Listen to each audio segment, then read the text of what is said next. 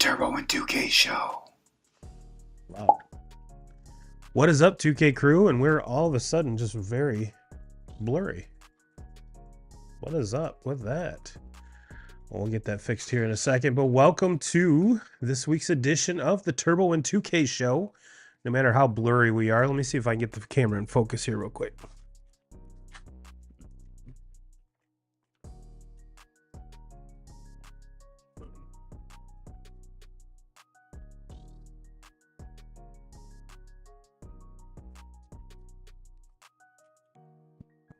Good.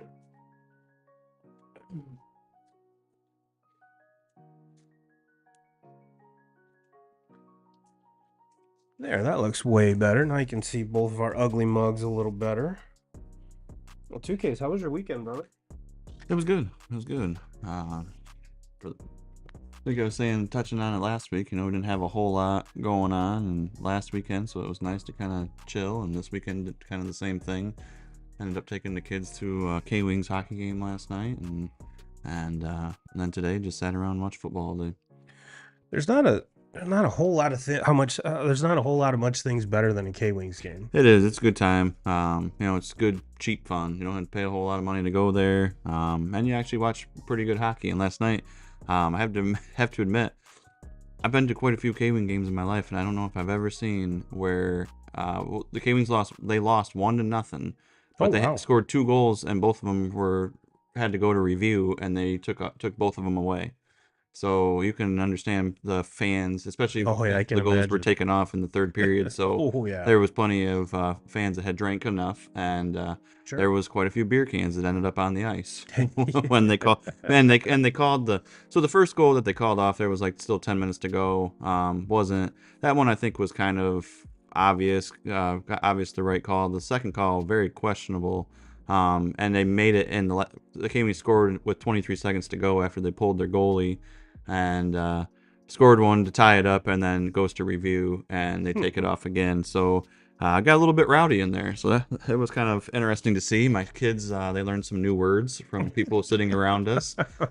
So it was all in all a pretty fun night. Well, at least it wasn't dollar beer, dollar dog. Right. I mean, that could get out of hand really quick. But yeah, 2K Crew, if you're watching over on TikTok, welcome. If you're watching over on YouTube, Facebook, or Twitter, welcome. Go ahead and give us a like, give us a follow. And if you're on the audio side, wherever you get your podcast content, go ahead and give us a follow and like there as well. 2Ks, we got a lot to cover. Like I was saying, we're going to touch on the World Series, even though it seems like it ended forever ago, but it was just Wednesday. But we're going to touch on the World Series. We're going to get into what happened in college football yesterday, as well as give you our playoff predictions, because the first college football prediction or the ratings come out on Tuesday. So we figured, what the hell, we'll actually get ahead of that. Mm-hmm. And then we'll wrap it up with some Week 9 whip around the NFL. So 2Ks, let's get into it, brother. Let's get into it. Well, actually, let's start with a little bit of news here. And I only have one, and it's a tweet from Sam Block over at the Block Spot on Twitter. And it's he says Anthony Richardson is 22, benched. Mm-hmm. Bryce Young is 23, benched. Trey Lance is 24, benched. Justin Fields is 25, benched. Will Levis is 25, benched. Zach Wilson is 25, benched. Mac Jones is 26, benched. Kenny Pickett is 26, benched. The NFL has a quarterback development problem. And I had a couple thoughts on this, and I kind of wanted to run this by you to kind of see if you're kind of on the same page as me. With all of those guys that are listed, mm-hmm. Okay, yes, there's so many. When we think of busts in the NFL draft, we kind of consider the quarterback spot the number one, mm-hmm. just because A, they're usually taking the highest, mm-hmm. B, they're usually, once those contracts are up, paid the most, and C, it's the most, probably the hardest position to play in all of sports. Excuse me. So with that list there, let me put that list back up. Okay, Anthony Richardson didn't play a whole lot of ball in Florida. No. Bryce Young did play a lot of ball at Alabama. Trey Lance hardly played at all. What is it, North Dakota State? Mm-hmm. I didn't see what was the big thing about him. Justin Fields played a lot at Ohio State. Will Levis played a lot. What was he, Kentucky? Mm-hmm. Not a whole lot. Zach Wilson was BYU. Mac Jones played a lot and won a lot with Alabama, and Kenny Pickett was from Pitt. Out of all of these here 2Ks, he's played the most ball out of any of them. Hmm. But when it comes down to it, even prior to when they were drafted, I didn't think I thought Justin Fields had a shot. Okay. I thought Mac Jones would be like the perfect replacement for Tom Brady in New England. Just kind of seemed like he fit the mold there. But all of these other guys, I mean, if you look at Kenny Pickett, in his draft, I don't think there should have been a quarterback taken in the first round. And Mac Jones was taken later in the first round. Zach Wilson, he was okay at BYU. But what I'm trying to get at is I think all of these guys were reaches, as opposed to the NFL has a quarterback development problem. Sure. Yeah, no, I agree. And and it's a win now league, so a lot of these organizations, these teams are not willing to put in the time because they're looking for the next best thing or the thing that's going to make it, easier for them to obviously win. The other thing that jumps off to me when I look at that list is just the terrible situations that about all of them went into. There's only one or two on that list that I can think of where the system wasn't just completely terrible. It was. And that's probably Anthony Richardson. I mean, he goes into a pretty good franchise with the Colts. The problem with Anthony Richardson is maturity. Yeah. I mean, like 22 years old, and he doesn't know how to act like a a franchise quarterback. Mac Jones had the impossible job of trying to be the next Tom Brady, and the Patriots that team was just terrible. Yeah. Like he had no chance with them. Kenny Pickett, that offense was not built for him to be very good, but like you said in that draft, that was a big time reach. Yeah. And then some of those other guys, the Zach Wilsons, that was going to the Jets. They had no fucking help on that offensive side of the ball there while he was there. Not saying that was anything that was ever going to make it. We're seeing it with Rodgers right now as well. Yes. And Rodgers has been able to kind of pick and choose who he's wanted when he came in there. So, that wasn't the case with Wilson, but yeah, I don't think it's necessarily not being able to develop these guys. I think it's everybody's looking for the next, big time franchise quarterback. So obviously you're going to reach for them. They're going to get drafted too soon in a lot of situations, and that's what we're seeing. But if you don't have like a team around when you bring that quarterback in, I mean, like the Bryce Young is the perfect example on that. Like I think he was a great quarterback in college at Alabama, had a great career there. And when he came to the pros, I mean, he goes number one. What the thing that will always be, what he'll always have to live up to is that C.J. Stroud was drafted after him. And so C.J. Stroud is the one guy that you think of here in the last, that right off the bat rookie season, he looks like he's a 5-6 year vet. Jane Daniels is doing it. Yeah, Jane Daniels doing it this year. So. And then Caleb Williams is kind of in that. I'm not ready to put him as a bust. Obviously, we're not very far into the season here yet. We're about at the halfway point, but it hasn't looked pretty. It hasn't looked great with him. I think that that's kind of what we were talking about before we came on the air here. Is the situation just sucks. They got to get a better head coach. Eberflus is not the answer there. They got to change up everything on that offensive side. They have too much talent. And too good of a quarterback, even though he's young into his career, to be a team that's getting beat and like the way that they are. I mean, a lot of the games that they've won have been basically fucking gift wrapped to them by their defense. By the defense, yeah. Yep, I totally agree. And there's the whole adage that these quarterbacks in college don't play under center enough. In that whole dynamic, and we're kind of seeing the NFL kind of be the same way. So I honestly don't think that's a valid argument.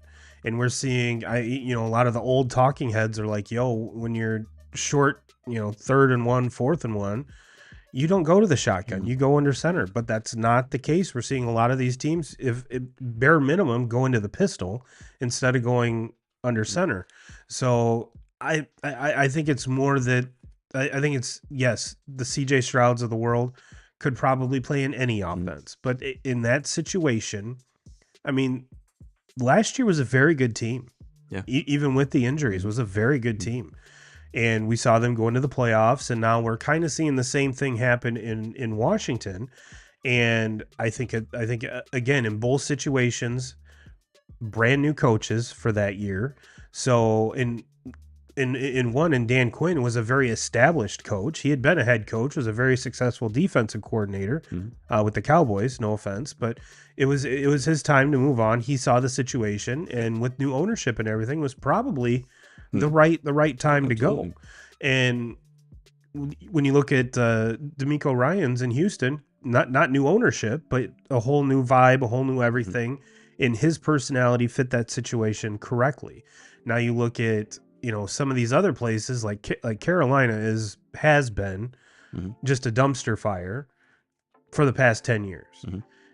Indianapolis has kind of been that revolving door of old quarterback. We're finally bad enough to draft one of these guys, and they honestly took a project, in my opinion. Yeah, for sure. He's not a polished passer. He's a great combine quarterback. He is a freak of nature, talent wise. But how does that equate to the NFL? And quite frankly, can he stay healthy? Yeah. And since the whole tapping out, I'm tired thing, that was kind of the icing on the cake. And they're like, okay, maybe he's not ready. No. And if you're a Colts fan, you kind of have to be patient with this. And I know it's not something you want to hear with that roster that's built to win right now. All of those, everyone that's a star on that team is signed for the next 3 or 4 years. So, but yeah, all in all, I don't think it's a developmental issue. I think that the situations they're put into are shit. If CJ Stroud goes number 1 last year, I don't think he has nearly the season he had last year in Carolina as compared to in Houston. I don't think he takes Carolina to the playoffs. I agree. And sets all these rookie quarterback records. I think he kind of has. I think he'd be better than Bryce Young, but I don't think that team's anywhere near where they want. Yeah, no, I agree. All right. Just want to get that off my chest. Figured that was kind of some news that we really needed to talk about. Well, let's kind of touch base here with the World Series.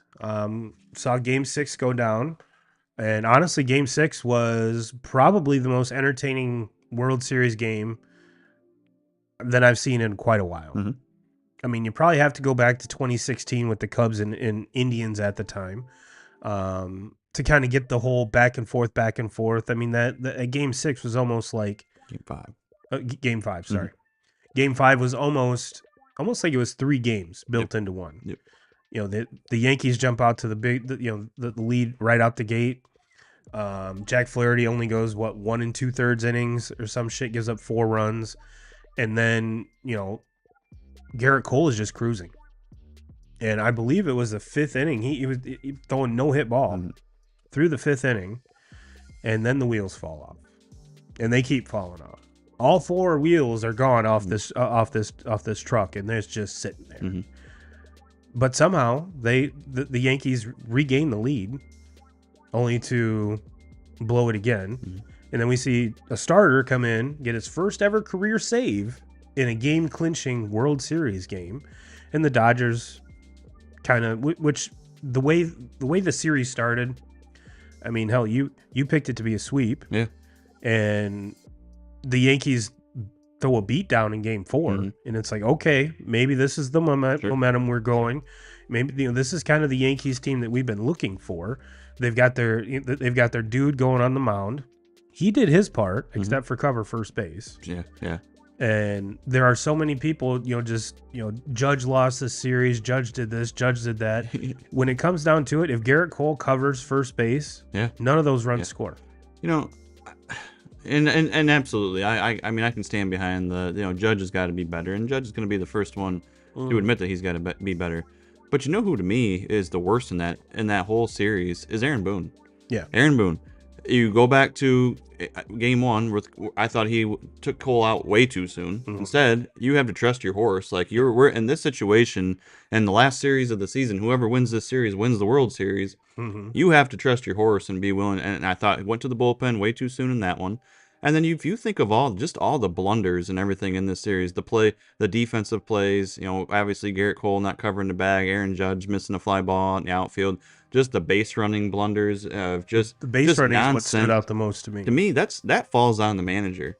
And maybe it's not. Maybe some people will completely disagree with me on that. But this has been an ongoing problem that the Yankees had all season long. They shot themselves in the foot with terrible base running, and that falls on the manager. When when you get this deep into the season and you're in postseason ball and play, and you're on paper the second best team in all of baseball, and you have this thing hold over your head that you have a tendency of being terrible on the bases and you're not very good defensively, at this point in the season, I put that blame on Boone. And, maybe this is playoff baseball and is a little bit too big for Aaron Boone, because he hasn't really been that manager in big time games, a whole lot. So they've been good teams. Yeah. He's always got good teams. Well, that's easy to do when you have that much money invested. You're going to be a good team. Or you could be. Yeah. Yeah. So, obviously, yeah, Aaron Judge is going to be the first one to say that he's got to be better, and everybody knows he's got to be better. But I'm not going to just sit here and pounce on the guy that is the only fucking reason why they were even in the situation that they were in, and what he did and having basically, one of the best regular seasons of all fucking time. So I'm going to sit back and put the blame on, on the coaching, and they got to be better just at the simple fundamentals of the game. I would, and this is going back to prior to the season. I can't remember which podcast I was listening to, but very highly respected people that host this podcast, and they were talking about how the Yankees always have this deep farm system, but when the prospects get up there, it seems like they're clueless, they're lost. Jason Dominguez has that blunder in left field. I mean, Anthony Volpe botches the throw to third, and I know these are individual things, but those individual things add up to a big problem. And what these folks were saying is that this is an organizational wide problem, not just at the big squad, but they're not refining the fundamentals in AAA, in AA, in single A, all throughout the whole organization. So when this kind of stuff happens, I instantly remembered that. I'm like, hey, I wonder how much traction that's going to get since it came out this last off season, and how much that's going to progress with the performance, not only in the postseason, but like you mentioned in the regular season.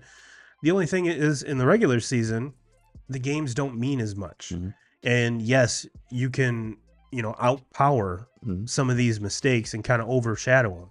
But I'm curious to see where that kind of story, if it picks up, and if it does, because it's not Aaron Boone's job to tell the AA manager, what kind of, what kind of stuff to do down there.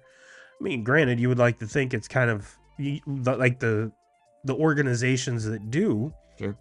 Like I've never been in any of those rooms, but you would have to kind of figure that, it's kind of absolutely one hand washes the other, and you promote the players, and it's kind of an extension of what you did down below. And it from what I hear, it's not like that in the Yankees organization. And there are Yankees Twitter 2Ks. Woo. Well, I mean, yeah, they are. I mean, it's a tough fan base. They don't like to lose. They don't know how to lose, and that's how it is. And when you look over on the other side with the Dodgers, look, they got probably the best lineup on paper that we've ever seen, and obviously had some major injuries with the pitching staff on the season, because they weren't at full strength, even going into the playoffs, even for the second half of the season. But to me, I really thought it was kind of a masterclass of managing by Dave Roberts in the series, just because it seemed like he was pressing the right buttons all the time with who he had pitching, even pitchers that maybe got bumped around a little bit earlier in the series or in other series in the postseason. He trusted them, went right back to them, and put them back in the situation. I mean, Walker Buehler, in one of the games again in the Padres series, he got bumped around all over the place, and then in one of the games with the Mets, got hit around, and then trust him enough to bring him out. Well, he was only on the roster because of an injury. Yeah. So I mean, it just goes to show you how deep that team is. Yeah, and being willing to trust those guys and go with them, but the other thing that the Dodgers did just so well, and they did it throughout the whole postseason, and it's what good teams do, is when teams get 2 or 3 runs on them, they were able to match all the time. Every time they came up with huge hits. Freddie Freeman was just unreal in the World Series. basically all of a sudden just becomes this big power hitting, batter in the middle of that lineup, and that's really not. I mean, yeah, Freddie can hit home runs, but he's not known as being a power hitter. He is just a guy that's on base all the time and just a great hitter, but turns into a power hitter. And the series before that, it was Kiki Hernandez in the Mets series that was putting up. So they just had guys that stepped up, and unfortunately for the Yankees, I mean, if you're a Yankees fan, yeah, your best players just kind of went away in the biggest situations. And I mean, there towards the end, the last couple games of the year, Judge did start to swing it a little bit better. But it seemed like they never could get things going with the two of them, Soto and Judge, at the same time.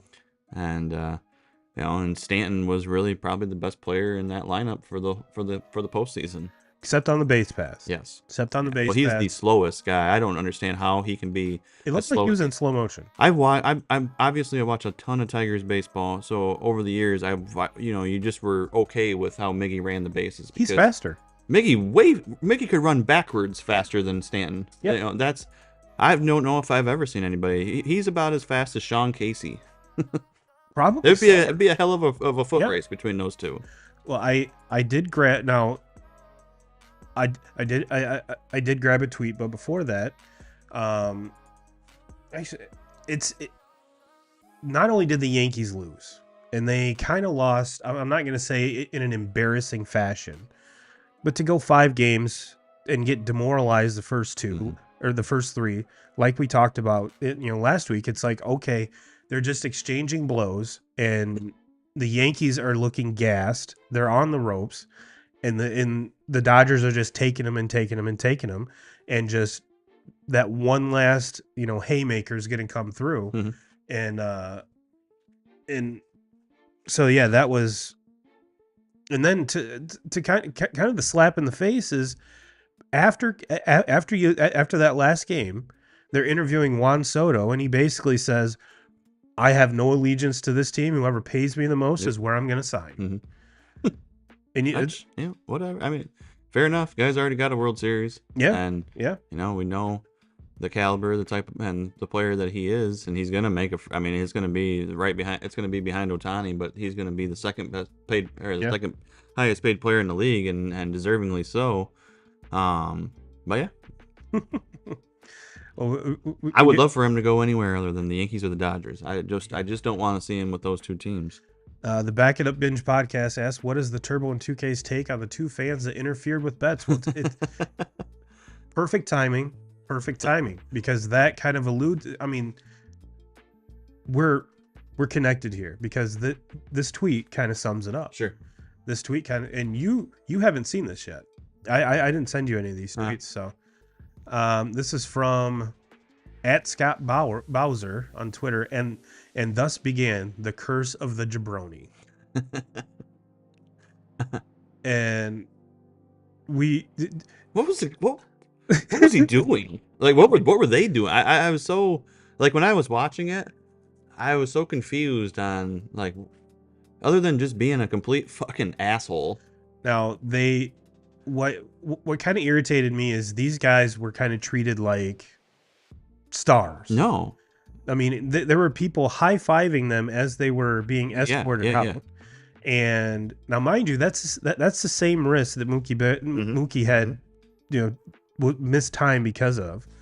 And not only did they go across the street to Billy's, I believe the tavern's called, and were treated like gods over there. Yeah. They were they were interviewed by Pardon My Take. I mean, these guys had their run, whereas like Bartman couldn't show his face in Chicago for like 20 years. Right. And and one of the interviews, these guys said that they're season ticket holders, and they said, "This is our wall, and if it comes close, we D up on it." Well, now that terrible defense. Yeah, I mean, he couldn't even open up the glove of Mookie Betts, and they had the other guy holding on to his wrist. Yeah, and after I think it probably took about 5 or 6 seconds. It almost got to the point where Mookie was like, at first it was kind of funny, and then 5-6 seconds into it, Mookie's like, "All right, what the fuck are we? What's going on? All right, give me my glove back." And he's still, with the face and trying to pry into it.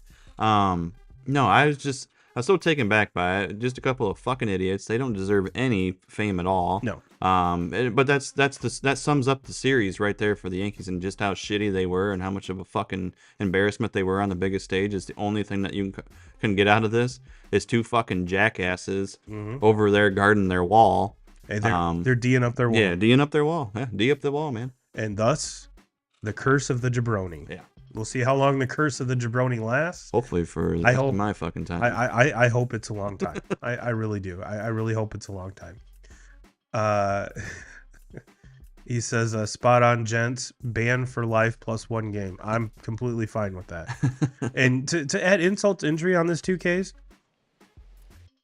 MLB had to step in and say, no, you're not coming back for game 5. Right. Are we kidding? Yeah. Are we kidding? Yeah. No. And yeah, we're right there with you. Just for, the obnoxious Yankees fans out there. Like, if it would have been the other way around. Oh, my God. Somebody would grab Annette Soto's glove over Yeah. there on that wall, and it's in L.A., they would be up in arms. But it's okay when it's they're fucking morons there in New York. Yeah. No, just, it was. Oh, come on. Man. That was to Hawkinson. Yes, it was. That'd have been. We're watching the Colts Vikings, and It just was like, I guess, just to wrap a bow on it. It just got to the point where it was awkward. yeah. If you're if you come over there and you're like you get one swipe, and if you can do something about it to change it, like, go for it, guard that wall. But when you've been holding on to the guy, Yeah. and then your buddy comes in and grabs a hold of the wrist, and you're still prying on it, now it's getting awkward. Yeah. That was where I was like, too much. Yeah, it says they made Jeffrey Mayer into a folk hero steering that ball from Tarasco. Yeah. Yeah, I mean, it just blew my mind. Like, Kristen was like, does this happen all the time? No. I have never, I mean, we've seen fan interference, yeah. Sure. But to actually grab onto the player's glove and then have your boy grab onto his wrist, Yeah. I mean, Mookie handled it better. And could they than have found an uglier guy in that fucking ballpark? No, because all Yankee fans look the same. You could, Like- he could be walking down the street in Detroit, and I'd be like, "That's a Yankee fan." But yeah, to kind of put a bow on the World Series, I think these teams are going to be back in the playoffs again next year. Yeah, sure. I think the Dodgers are going to be even better next year. They're going to have all of their pitching back, including Ohtani, which you and I have kind of touched on, and we both agree. I would very kick gloves, Ohtani pitching, especially if he can do this shit on a regular basis in the batter's box.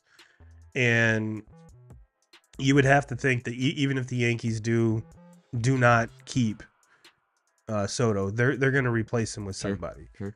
They're not just going to go into this 2025 season without another superstar to help out Judge. Especially they got to get better pitching, though. They got to get better pitching, and I think that this was a kind of an eye opener for them. As far as for the Dodgers, though, like their team's unbelievable on paper, and I think they're going to be better next year. Cause they're not going to sit there and not do anything.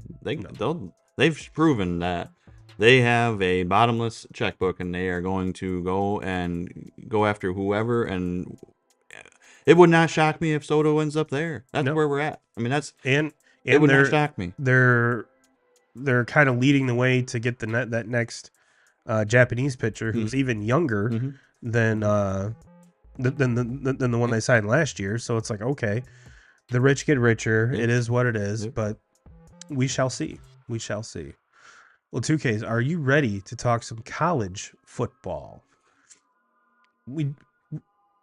This week we had some upsets, but it was one of the calmer weeks. Just wasn't a lot of really good games. Obviously, you had the game day of Ohio State and Penn State, which that was the best game of the week, and but that shoots off at noon, and then it's like the rest of the day it just wasn't anything that was.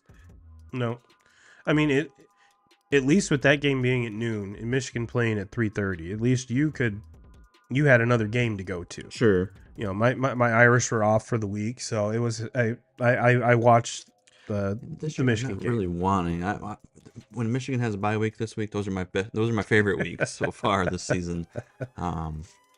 Yeah, I was not very excited about yesterday's game. And then honestly, the way that it all played out and when it was over, I was like, they didn't make it. They didn't embarrass themselves. No. They didn't play great. They didn't play bad. It was just whatever. That's just the version of Michigan that we have this year. So nothing else really to. One thing I wanted to bring up, and I'm not piling on your Wolverines here, 2Ks, but my brother sent me a text. He's like, man, when's the last time we've seen like a national championship winner have, and I'm not going to say this bad, but two drastically different seasons from one to the next. And my immediate thoughts were, well, prime example is LSU post Joe Burrow. Ed Orgeron gets fired after that next year. Yep. That's kind of, but what I think that all college fans is we are, even if you're not a fan of Alabama, Saban era, Kirby Smart down in Georgia, Dabo there for a while. We're so used to these teams being almost dynastic, where it's not a rebuild, it's just a reload. Sure. And we've gotten spoiled to that. It just goes to show you how hard it is to win a national title and still remain absolutely, extremely competitive. And now granted, with this year at Michigan, there's more than just the people in the draft leaving. Yes, there were a ton of them, but whole head coach is gone too. So it's not like it's the normal, kind of passing the torch from one team to the next. I'm sure it's a very similar culture that Harbaugh built, but it has, Sharon Moore's spin on it. And he's becoming a head coach for the first time too as well. So there's kind of a learning curve. And I think bottom line, it just goes to show you how good Saban was. Oh, sure. And how good Kirby Smart is, and how good Dabo was, when his teams were going up head to head with Saban for year in and year out. It's to me, I agree. And then I also think that where you're geographically located plays a huge factor in it. When you can keep recruiting and you're down there kind of in SEC land and you're recruiting, those kids from Texas, Florida, Georgia, the list goes on with all the different options that they have for states, and you're bringing in, top 5 recruiting class after top 5 recruiting class, you're always going to be one of the most talented teams in all of college football. When you're a Georgia or you're in Alabama, with Saban and the way that he can recruit, and with Kirby Smart, the way that he can recruit, you're always going to be top 5 or around that area talent. With Michigan, you have the way that they recruit is it set up last year for the national championship team because they had so many guys that came back. They didn't have a lot of guys that left and went early. They all came back, and then the depth of that team was just, you look at, Mason Graham, Kenneth Grant, they're 2 defensive linemen that are so good. Well, what made them so good last year was they were playing 65-70% of snaps. Now, all of a sudden this year, they're still the same caliber players. They might even be better now, but they're playing 80% of the snaps. And, that's not necessarily a good thing. They have to, you have to be able to have depth and have them be able to get over to the sideline every now and again, and then have them back out on the field in big time situations. Instead, they're on the field all the time. And that goes there's just no depth at all on that team. And then you go over to the offensive side of the ball, just all the experience. You had J.J. McCarthy. Look, I get it. It wasn't like he was ever asked to make big time throws, over and over again in games. But when they had a 3rd and 7 or a 3rd and 8, they were able to keep the offense on the field. That's something that they haven't been able to do all season long. If they have a 3rd down this season right now and it's 3rd and more than 3, chances are they're not going to pick up that first down. J.J. McCarthy was able to keep them on the field. Then you have Blake Corum, one of the best running backs in college football last year, guy that had been there for years. And then you have every single time I talk about this kid, Roman Wilson. They have Roman Wilson, the wide receiver for him last year, a true number 1 that they had, and they don't have that this year. And so their best receiver is a tight end, Colson Loveland. That's their best receiver they have.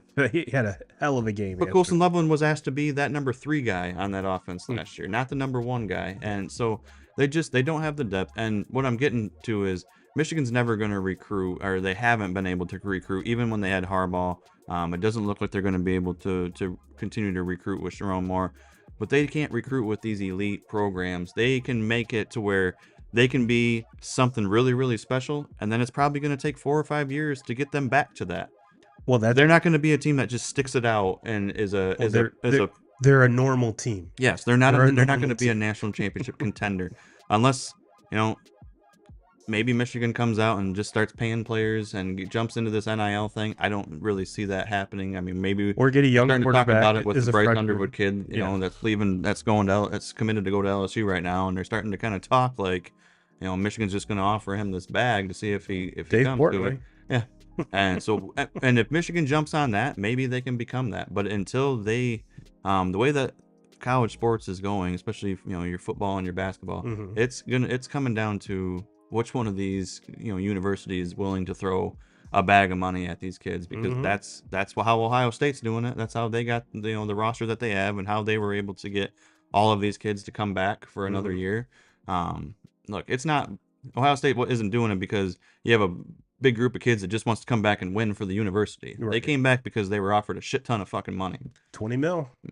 Well, since you brought up Ohio State, let's get into. I don't want to go into too much depth with the slate of games yesterday, just because I want to get into our picks and kind of explain those. But this was the crown jewel of Saturday, and a lot more defensively played than I would have thought going in.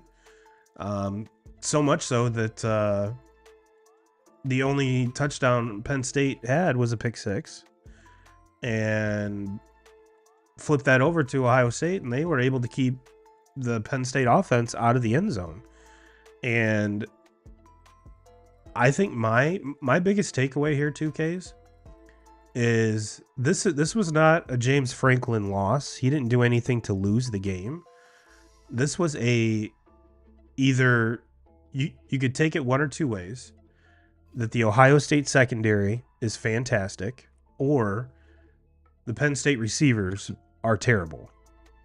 And I'm leaning towards the Penn State wide receivers are terrible, because they got no separation. Mm-hmm.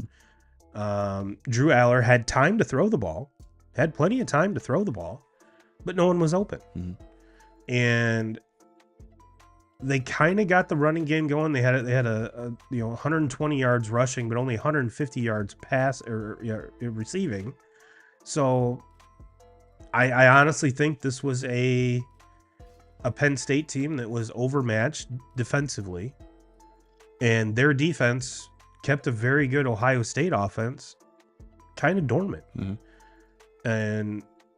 But it this was labeled as the two coaches that can never win the big game are playing against each other, so one of them has to win. Mm-hmm. And I mean, Ryan Day's boys did it, but I don't think it was it wasn't as impressive to me.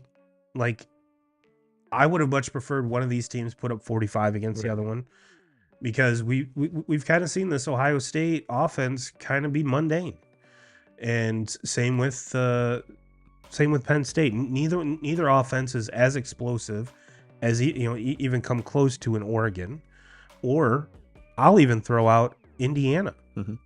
Indiana has continued to win, and not only continue to win, dominate. Mm-hmm.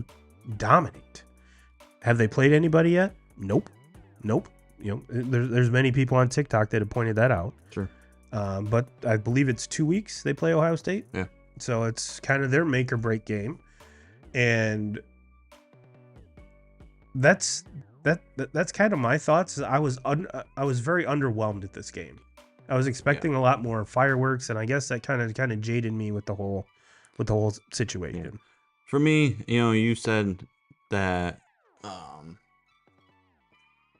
having a brain fart. Head coach for Penn State, James Franklin. You say James Franklin didn't really do anything, to lose that game. In my opinion, he didn't do anything to win that game either. No. To me, the coming out and just, you're gonna have to take some shots, and you're gonna have to try to make things happen if you're gonna beat a team like Ohio State. That's how good Ohio State is. A very, very good team.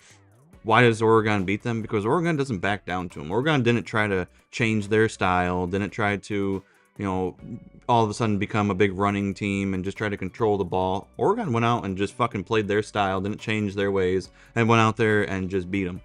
And in my opinion, with Penn State, I thought they played scared. I thought they played to not Thank lose. you. They played to not That's what I was not do trying to anything think of. big, Yes. and just try to hang around with them and keep it a close game. And to me, if you're going to beat Ohio State, you have to go and take chances. I'm not saying you play dumb and you don't try to run the ball at all, but you have to try to come up with some big plays and try to do something. Your defense played out of their ass. Yeah. And give up 20 points to one of the best offenses in college football. They did their part. And so offensively, It's 14 to 10 going in at half. you have a quarterback that has proven that he can take care of the ball. He does not turn the ball over much at all. You have a stud tight end. You have one stud receiver. You have two running backs that one of them is phenomenal out of the backfield catching the ball. You have weapons that can do something. Take a goddamn chance at it and stop trying to just and don't. You're playing right into what Ohio State want. It was like they played scared throughout the game, and you have two head coaches that this is what their MO. They don't. James Franklin has never won a big game, and I'm convinced he never will win a big game. And then you have Ryan Day, who thinks that he's something real fucking special, and he's not. And he gets out of there with a 7-point win over Penn State. That's a James Franklin coach team. That's not great. And no, I mean, I don't. The game had huge expectations, and I don't think it lived up to. I think it was just a giant dud. Okay, so it wasn't just me then. And if I'm Penn State's offensive coordinator, that last stand on the goal line, I'm giving the ball to that number 44 all 4 times. I don't give a shit whether it's and I'm handing him the ball or just that dude's huge. Yeah, that dude is huge, and he was like the only bright side of this whole offense, and rightfully so because the dude's a stud. I mean, his name's Tyler Warren. Love his game. He's number 44. I think that's awesome. And hell, direct snap it to him. I mean, probably the biggest Wildcat quarterback ever, but that was he was your whole offense, right? And for him not to touch the ball in that last sequence is unacceptable. So that's kind of my rant on this game. But you're right, it was very blah. Yep, it was very blah. Well, let's get into our picks here, 2Ks. I'm actually really excited about this, and I'll tell you the way I did it, and let me log in here.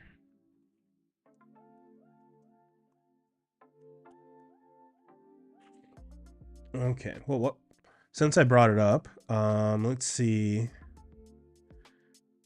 One of us, for next week's game day pick, you picked Georgia at Ole Miss, and I picked Bama at LSU, and it looks like they're going to LSU. I would much prefer they go to Georgia Ole Miss, especially after what Ole Miss looked freaking good. Dart did. Yeah. Holy shit. Yeah, he went off. They had as many touchdown passes as incompletions. Love every bit of that. But so we're still collectively we're not batting too bad on these. We're not batting too bad on these. So 2Ks, what I did is I picked the 1 through 4.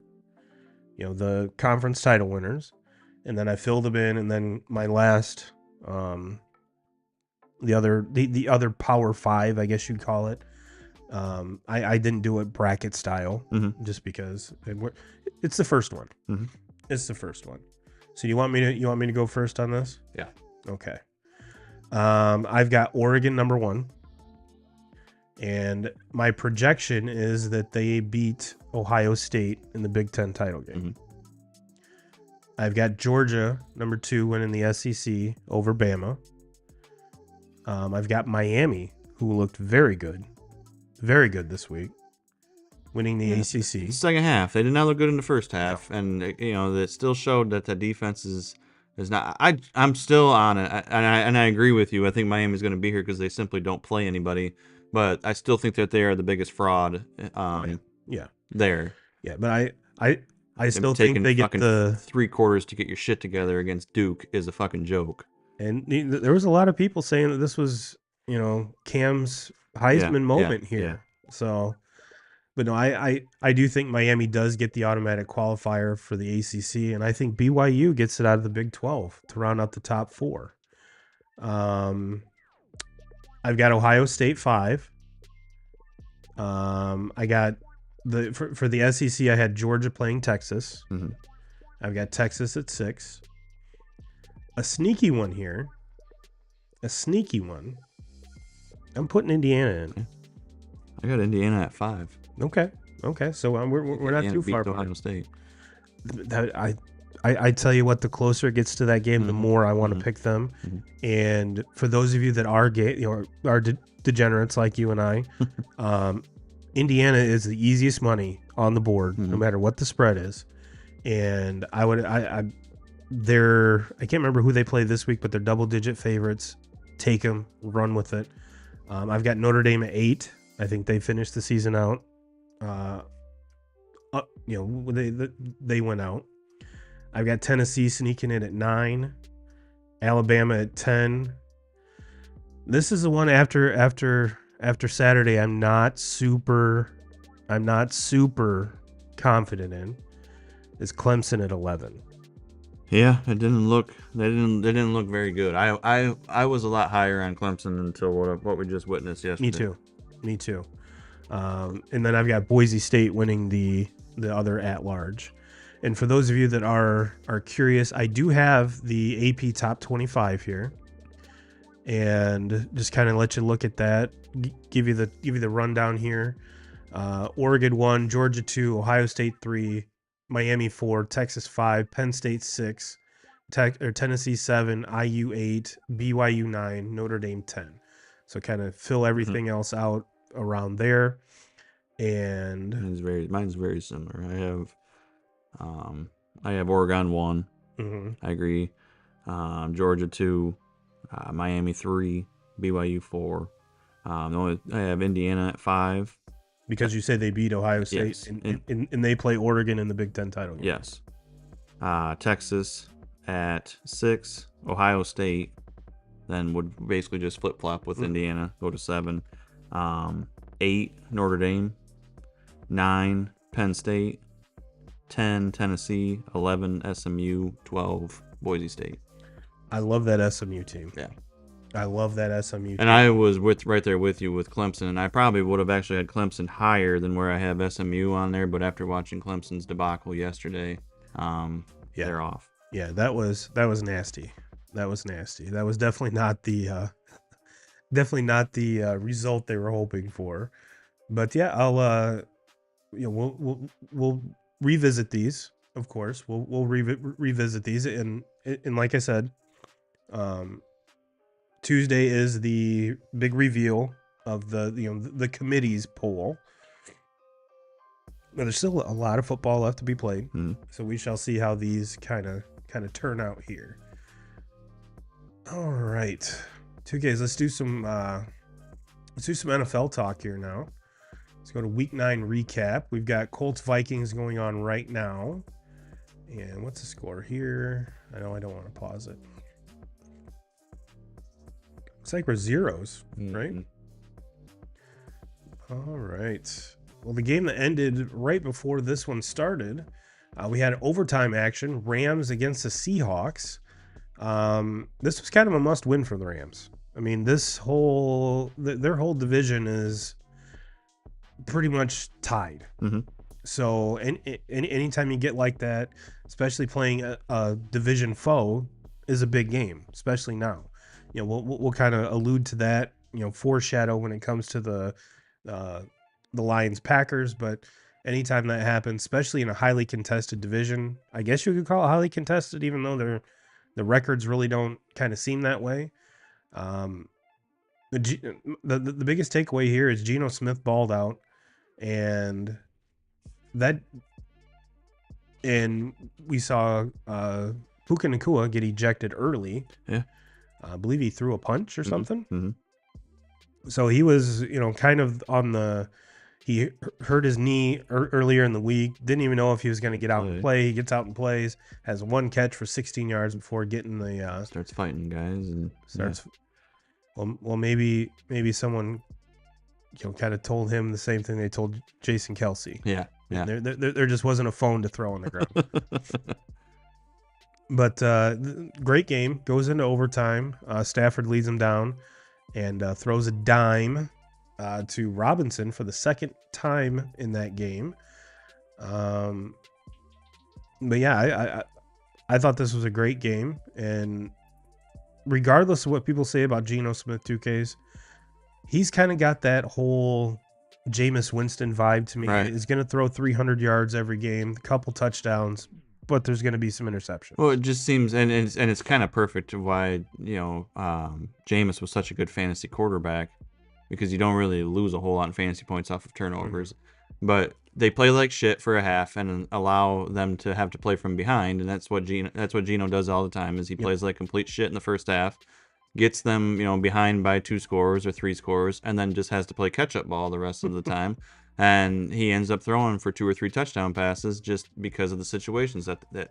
So no, not the type of quarterback that a franchise guy that you want to go win you ball games and win playoff games and all that, but a phenomenal fantasy quarterback to have, because always going to be playing from behind. But yeah, it's Seahawks have got to. To me, there's some things that they got to get better at, but they got, if they have a franchise running back, they have a pretty good receiving core. They got to get without better DK Metcalf. defensively. They've obviously hired a defensive-minded head coach. To me, what's holding the Seahawks back is they have to go and find their guy at quarterback, and Geno is not the answer. He's a good fill-in for now, but he's not going to get you where you want to go. Right. And like I mentioned, this was without DK Metcalf for I think the second week in a row. But Smith and Jigba has a huge game: 7 catches, 180 yards, and 2 tuds. Cooper Kupp has 104 yards. So this was definitely a very entertaining game to watch. But yeah, I believe you are correct. Let's talk about Cowboys and Falcons 2Ks. I know you're itching to talk about that. I'll before we dive into the stats or anything, I'll rip the Band-Aid off. Does Big Mike need to go? Yes. Yes. Big Mike needed to fucking go 2 years ago. Yes. This is classic Jerry Jones all of a sudden becoming like caring too much. He used to not care at all. Right. And now it's that he cares. Fired Jimmy Johnson. Yeah. And wanted him out the door, but then held on to Jason Garrett way too long. Yes. And then signs just terrible contracts. Now we have a quarterback that's not a winner, and we have him locked in, and we have at the time, they spent all the fucking money to keep Ezekiel Elliott there. That's turned out to be not a good one. And then somehow, out of all guys, all players, decides he's going to play fucking hardball this offseason with CeeDee Lamb. Like, he was the first guy I would have taken care of. And then now doing the same thing since he hired McCarthy. It's like he just doesn't want to own up to that was a fucking terrible hire. Yeah. And had obvious coaches that he could have went after last offseason. Yeah. Vrabel. I don't know. Fucking Bill Belichick. Yeah. Guys like that. And I don't know. Bill's having a blast doing what he's doing right now. 24-year-olds. Yeah. Right? Yeah. So yeah. No, it's obvious. That's when I was watching the game today with my dad. It was like the first thing I said. I'm like, well, the one positive thing with Cowboys being so shitty is at least that we know that McCarthy will be gone. Yeah. And hopefully. Yeah. So, and hopefully they enter the sweepstakes for, a Vrabel or a Ben Johnson or somebody like that, and try to figure some shit out. But they're lacking at a lot of things other than just head coach. Yeah. The injury riddled defense doesn't hurt. Or that doesn't help. Sorry, the injury-riddled offensive line doesn't help, and the lack of an actual inept running back. Mm-hmm. I mean, hell, you activated Dalvin Cook 2 weeks ago, and whatever disciplinary shit that Zeke has going on, have no idea. But the main thing I took away from this is Kirk Cousins continues to win. Mm-hmm. He's a very good fit there in Atlanta. They're sitting at 6-3. With all the injuries to Tampa, I think they're just going to run away with it. Yeah, I agree. And the Saints are terrible. So, Bills, Dolphins. This one was closer than what I thought it was going to be 2Ks. I thought that, especially going into Buffalo, granted the weather was nice in Buffalo. It wasn't, like the weather was in Green Bay, let's say. But the Fighting Finns put up way more of a fight than I thought they would have. But the Bills come away with a three point victory. I almost said 3-run victory. But Tua throws for 231 and 2 touchdowns. Josh Allen pretty much right along with them for 3 touchdowns and a pick. No one really jumped out. Tyreek Hill had 80 yards receiving. A-Chain had over 100 yards from scrimmage and a touchdown. So, I mean, I was totally expecting like a 45-14 Bills win in this one. But it's still, Dolphins are 2-6. Buffalo's running away with that division at 7-2. So I not to say that the Dolphins are going to continue to lose. I just think that Buffalo is going to continue to win. Yeah. And just put this division out of reach for anybody. Yeah, for sure. I mean, Bills did not play great today. I thought Josh Allen didn't look very good at all, but that's what good teams do, is they find ways to win without Cooper. Yeah. So their big trade piece had a wrist, so he wasn't able to. Colts go up 7-0. Bengals Raiders. Let's jump into this one. This 41-14 or 41-24 is kind of the score that more of a score I was expecting with the Buffalo Miami game. But let's jump into this one. Joe Burrow has a great game. Best game that Joe Burrow's played in a long time. Yes. 5 touchdowns and a pick. Ironically enough, somehow does not get one to Jamar Chase. Mike Gesicki has 100 yards receiving in 2 of those touchdowns. Chase Brown has one, and Drew Sample has another one. And Gardner Minshew and Desmond Ridder combined for 157 yards passing and a touchdown. This Vegas team is just bad, 2Ks. They're not good. Not good. I think the Gardner mania or Minshew mania wore out in Indianapolis. Yeah, and no disrespect to Antonio Pierce, but that was just not the hire that they needed to make. And they went with a very look, he's a player's coach. He was a player not that long ago. I think that he takes over at the halfway point of last season. Last year was so bad that Josh McDaniels was just not good. He leaves. Antonio Pierce takes over. Does a good job getting them to the finish line. And then kind of installs that new the new vibe. But yeah, just he's not the guy that can he be a head coach somewhere down the line in the future? Yeah, absolutely. I'm not going to write him off, but he's not the guy to take over this organization that has a lot of issues, and they have a lot of things that they got to figure out, and they got to get a quarterback, and they don't have a quarterback in the organization right now. That's the answer. Nope. So I expect them to be addressing that this offseason. But when they address that, they need to get a offensive, guy in the equation. So, I know they're terrible. They're terrible. We wrote the Bengals off last week. I still have the Bengals out. They're not. Yeah. It's this. They just played against a really, really bad team, and everybody's doing this to the Raiders right now. So. Yeah, and quite frankly, for that defense to give up 24 points to that horrible Raiders offense is kind of not good. Kind of not good. Chargers go to Cleveland, get a big dub, 27-10. Let's see here. Well, Jameis has a Jameis game, 235, 1 touchdown, and 3 picks. And Justin Herbert has kind of what his stats have read all year so far. 282, 2 touchdowns, no interceptions. Yeah, this Chargers team is they're sneaky, It's I understand Cleveland sucks. It's not like I'm taking a huge thing out of this game, but they find themselves at 5-3. Not gonna win that division just because the Chiefs are in that division, but they're a sneaky football team that could find themselves in a wild card position. We'll see how things play out here, but I don't think anybody was expecting them to be 5-3 at this point. No, and you and I have said it once. We'll say it again. J.K. Dobbins is the perfect fit for that offense, and not to say that the offense goes as he goes, but it goes through him. I Yeah. mean, Justin Herbert can take a game over.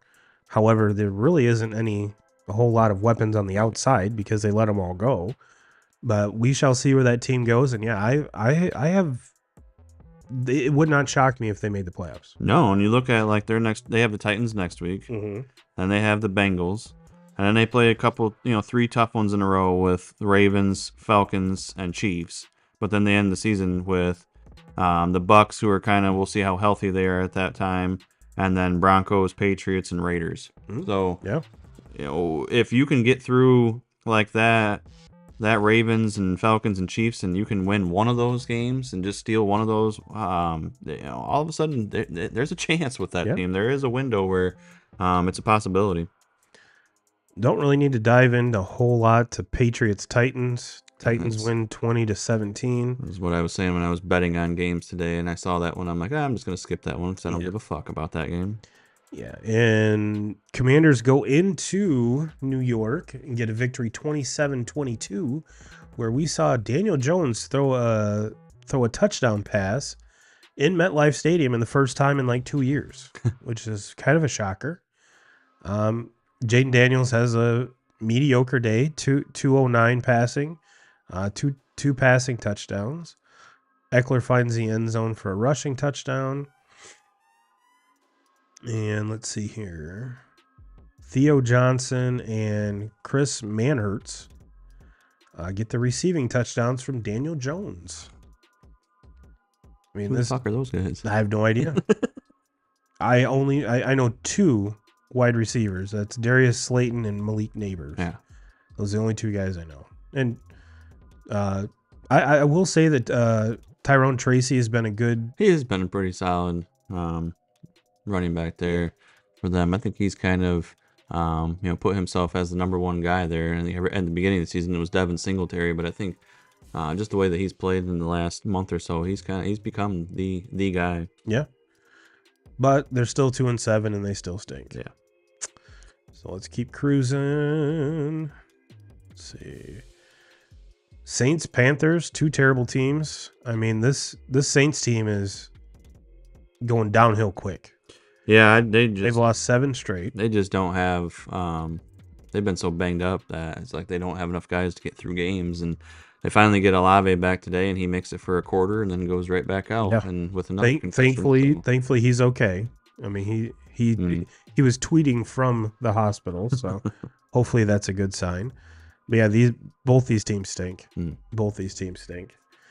Ravens, Broncos. I expected this game to be a little bit closer, 2Ks. I'm not saying that the Broncos were going to win, but we've seen a lot of teams falter with this Broncos defense, and the Ravens had absolutely no problems. Yeah, Ravens. This was just worst case scenario for Denver to play against the Ravens coming off of a loss where they lose to Cleveland last week. Yeah.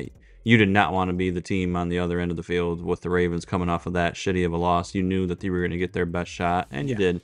But yeah, I was kind of surprised by the score just because this Broncos team has been they've been just that gritty team that seems like puts themselves in situations to win games, keeps it close, and then ends up winning, quite a few of these games like they have this season. But no, they did not have the firepower today to hold up with, the Ravens, who, I believe they're maybe the second best team in the NFL right now, but it's just what Ravens version are you going to get? They lose games to the Raiders and the Browns.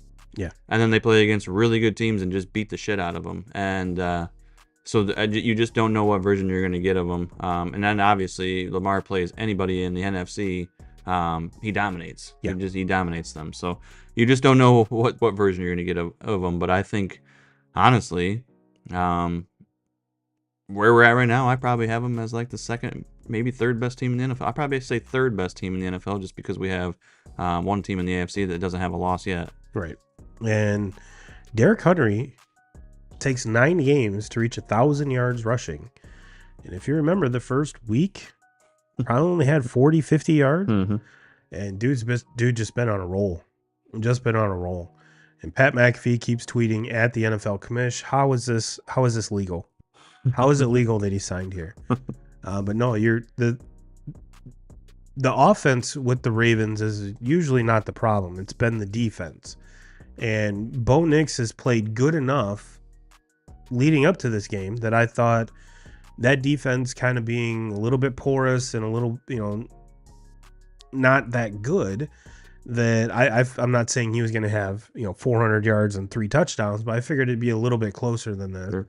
And just that Broncos defense really didn't put up a whole lot of fight with this Ravens team. Lamar has as many incompletions as touchdown passes, 2Ks. I mean, that's a pretty efficient day. Pretty efficient day.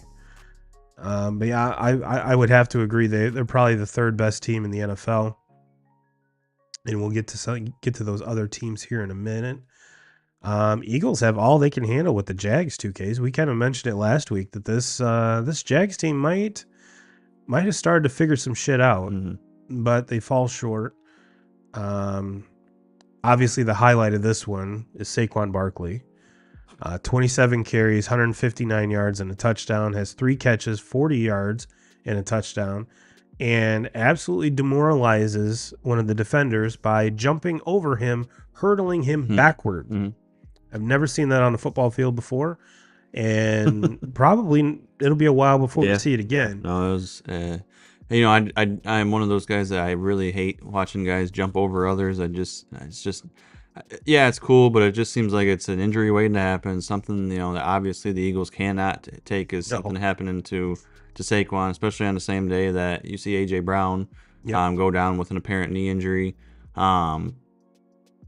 But no, the story with the Jaguars is it just seems like they just find ways to lose games. And I'm not saying that they were had an opportunity to win this game today, but they did make a comeback, and then they just couldn't do anything with it. And if you go back to the beginning of the season, with the Dolphins, they had every opportunity to win that game in week 1, and they find a way to lose it. And then the Cleveland in week 2, they have every reason to win that, and they find a way to lose it. And then the Texans, they had the Texans on the rope, should have won that game, and they find a way to lose it. And then they went through the Colts and found a way to lose that one, and then got beat in London by the Bears. And it just seems like they keep finding ways to lose these close games, and they can't win any of these close games. And that for me is why they're starting to pick it up. They don't look as bad as what they did 2 or 3 weeks ago. But it's the reason why I don't think Doug Peterson will be back next season is because you just can't continue to lose these close games, these 1-possession games. Yeah, I was just going to ask you would you get rid of him now? I don't think so, and the only reason I really dislike that middle of the season. I think the Jets, would, if they could go back and take back what they did. yes. I think they take all that back. I would have liked to see the Jets give Saleh a little, the rest of the season to see if he could get that ship. They make the trade for Devontae after he leaves, and I would have just liked to see it play out. Their defense was playing obviously a lot better when he was there than what they have been playing, since he's left. I think this head coach that they have now, who was the defensive coordinator beforehand, or is the defensive coordinator, is in way over his head. He's got a sick beard, though. He does have a very good beard. But I've never been a fan of, unless it's just a complete disaster. Kind of like that McDaniels with the Raiders last year, just a complete disaster. You're losing the locker room. Then I think it's okay to make that move. But when you make the mid-season move, it just, to me, it shows that you're done. Or you're just, or like for the Jets' sake, you're just desperate. Yeah, you're desperate, and you're trying to make something out of something that you just don't have. And so I don't think that Peterson and the Jaguars have just been an embarrassment. They keep losing close. They've lost a lot of close games. It's not do I think he deserves to come back? Probably not. But is he in way over his head and can't handle? No, we're talking about a Super Bowl head coach. We know that he can win games. It's just not translating right now this season with this team. And I think what compounds that even further is you just paid Trevor Lawrence a boatload of money. And he really hasn't played up to that contract. You could say Jalen Hurts really hasn't played up to that contract. You could say a lot of the a lot of the teams that re-upped or extended their young quarterbacks, for the most part, really haven't. Tua hasn't. We'll touch on Jordan Love here in a little bit, but there's a lot of people, 2Ks, that would disagree with you, saying that Matt Eberflus needs to be out in Chicago. Yeah, I mean, sure. With the Bears fans, I'm sure they're going to overreact and everything. But like, if you think that this fucking Bears team is ready to take on, Detroit for that division, or the Packers for that division, or the Vikings, they're the worst they're the worst team out of the four. Yeah, like, it's a very good division. It's the best division in football right now. But they're the worst team, and they have a long ways to go before they're ready to be something special. Like, absolutely, I say Eberflus, get rid of him as soon as you can. I think he's that bad, but you're not going to change the culture there with a different head coach, and getting rid of him, and all of a sudden become this team that to be reckoned with. They're not very good right now. And I honestly think the main culprit, if you're looking to point fingers at this team, is why they're not successful. It's not Caleb Williams. It's not the defense for sure. It's not DeAndre Swift. It's not the receivers. It's the offensive line. Yeah, offensive line is terrible. You have a rookie quarterback that doesn't understand the protections and how to put guys in the right positions, especially. So that's really, really bad when you don't have a quarterback that's good at putting guys in the position, and when you don't have guys that are good in those positions. Right. So that's the combination that's just bad. And then you have a defensive-minded head coach, and you have an offensive coordinator that's a fucking dud, and this is what you get. I mean, yeah, there's talent on that team. But you have a Rome Odunze, a rookie wide receiver, had a great day today. He's going to do nothing but get better. Mm-hmm. Cole Kmet, he's kind of the one that I don't really understand. They've kind of just lost track of him in this offense the last couple of weeks. Yep. Not really even using him. DJ Moore, he's proven he's a dude, but they don't really use him as much as what they should. And Keenan Allen was, it looked like a really good signing or a good trade in the offseason. There's a lot of miles on Keenan Allen. Mm-hmm. Keenan Allen was an absolute stud, been one of the best receivers in the NFL for a long time. But there's a lot of miles on him. And so I just don't know how much left he's got, how much he has left in the tank. But yeah, it's poor coaching. It's a very, very bad offensive line. It's not very good quarterback play from Caleb Williams. There's a pile of a lot of things going with the Bears that's just not very good. About the only thing that you can say about them is their defense has been damn good. Their defense gave up points today, but I think that most of that blame has to go on the offense, just putting them in shitty situation after shitty situation and constantly having them on the field. Well, let's jump into probably the best game of the day so far. Lions at Packers. We kind of hinted at it. 2Ks, this Lions team's fun. Yeah, this Lions they team are not only is fun, but they're the best team in the NFL. I think so. I think that I think they're going to get something done here in the next couple of days for a pass rusher. Yeah, obviously you have the trade deadline on Tuesday. They got to get a pass rush. You saw that today in situations where it just seemed like Jordan Love had all day. Yeah, sitting back there. Now, obviously, weather being that it was, the Lions having the lead. They weren't really going all out for him. They were sitting back and just trying not to allow the big play. Mm-hmm. Green Bay obviously was trying to throw the ball downfield a lot on them. But they have to get a pass rush. That shit today with Love having all day to sit back there and bounce. When Aiden Hutchinson's on the field, that's not the case. He's going to get to him. The Lions got to find something there.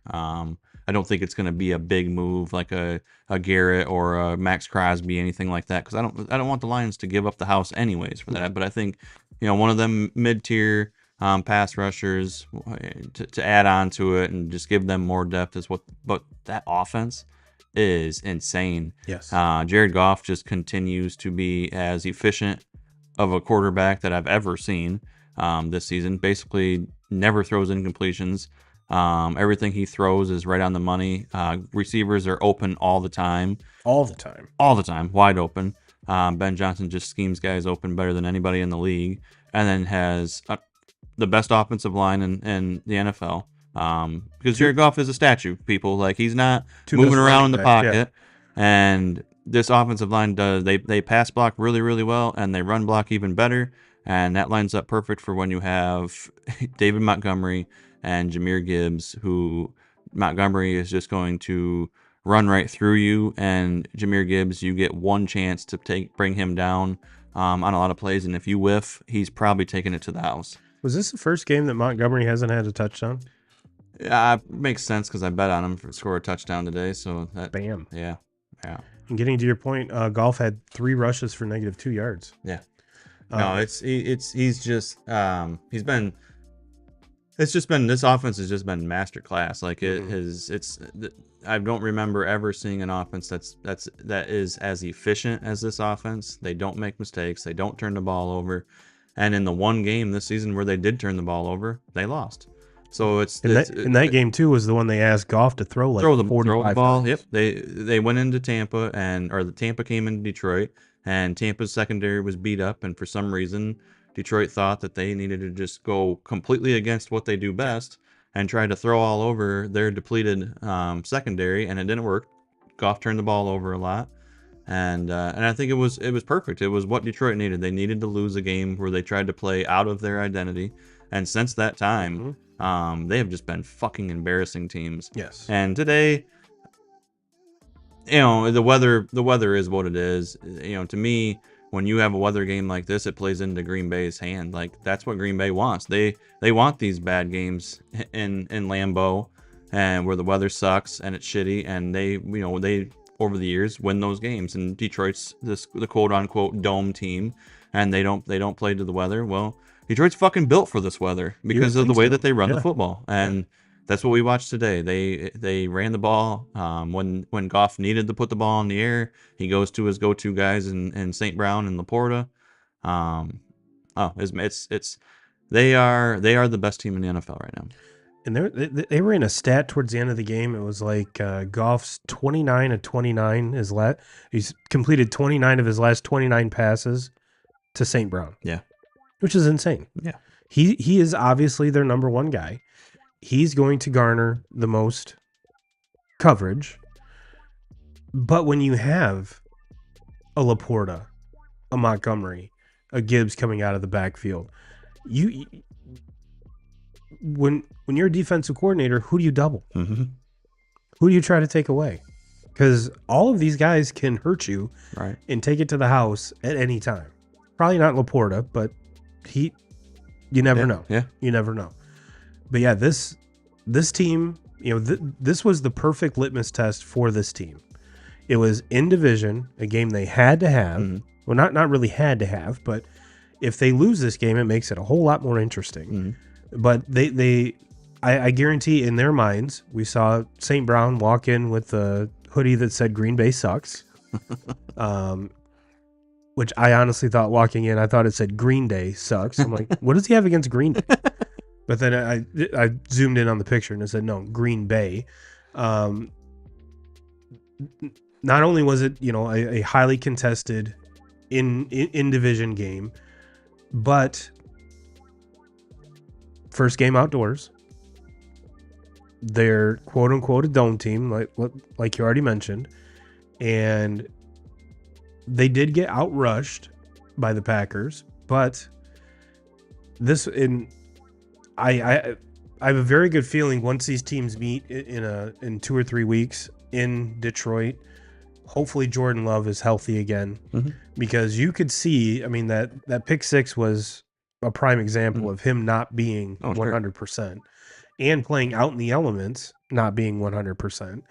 And this was a statement game for the Lions, and they came out and threw a haymaker, and it landed. And it landed. And this was kind of the first time this season we've seen the Packers not play really good. There was clamorings, out of halftime, is he going to go to Malik Willis? And if so, what's that package going to look like? And I honestly think if they make that change, this score is even worse. I think the Lions beat him by more. Yeah. Because Love does what he had 273 yards passing, but it seemed like he was sitting at about 350. It seemed like. But like I said, does have the one costly interception that's a pick six. But no, this Lions team right now, if you lined up any team in the whole NFL, the Lions would have to be favored, even against Patrick Mahomes and the Chiefs.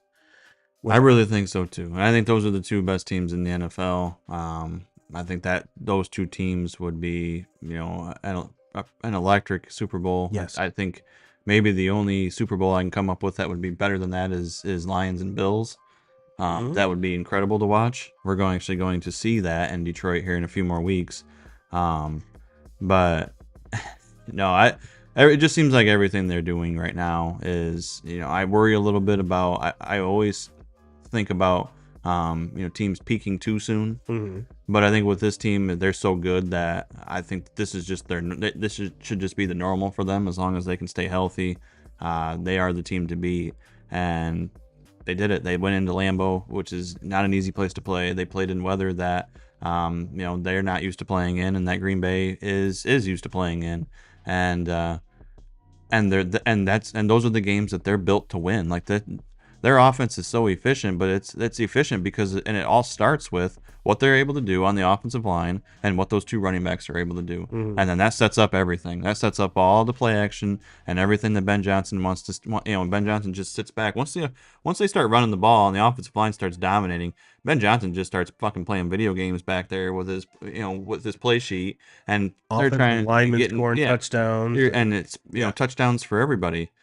Today a little bit different because of the weather, but no, I think if they're playing indoors today, whether Jordan Love's healthy, whether he's not healthy, it was a good thing I thought that they played in this weather, because I think Detroit puts up 40-some against this Green Bay defense if they're in Detroit. So that's how good the Lions are playing right now, and how good this offense has been putting up numbers like this against everybody they've played lately, putting up these big numbers. Mm-hmm. So the only thing that could slow them down is a fucking torrential downpour and 40-mile-an-hour winds. Yeah. So, and they still score 24 points and basically just sat on it in the second half and just didn't want to give up didn't want to turn the ball over, didn't want to give a Green Bay a short field the entire second half, because they knew that their defense wasn't going to give up enough for Green Bay to come back and win that game.